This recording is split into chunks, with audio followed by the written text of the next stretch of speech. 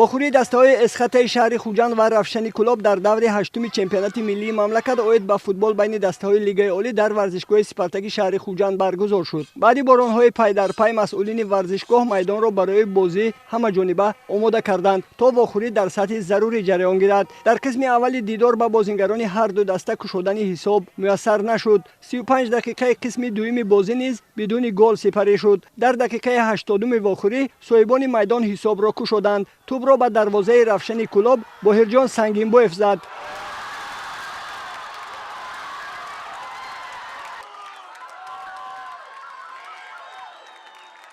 меҳмонон 5 дақиқа баъди голи соҳибони майдон ҳисобро баробар карданд. тӯби ҷавобиро муҳсин абдуғаффоров вориди дарвозаи эсхата намуд.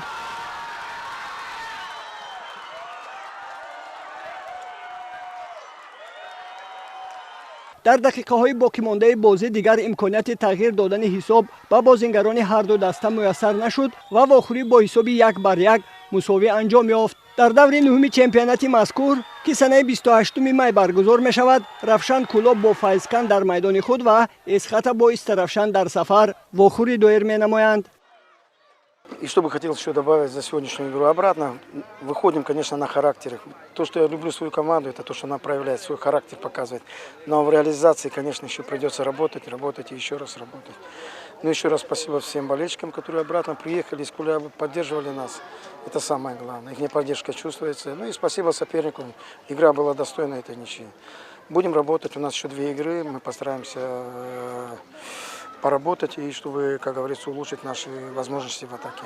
Погода была очень футбольная, хорошая, игра была бескомпромиссная, было очень много борьбы. При присутствии многочисленных болельщиков очень была хорошая бескомпромиссная игра. Вот. Ну, результат, видимо, закономерен.